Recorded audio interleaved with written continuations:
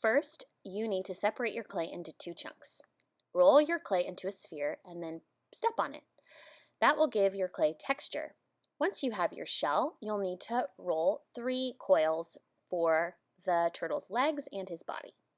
Those coils need to be the same length, so cut them so they're equal. Place the coils across your turtle shell to make an X that marks the spot. Scratch to attach and add water as needed. Now that you have your turtle's legs and his head, form them to be the way you want them to look. Add spheres for eyes.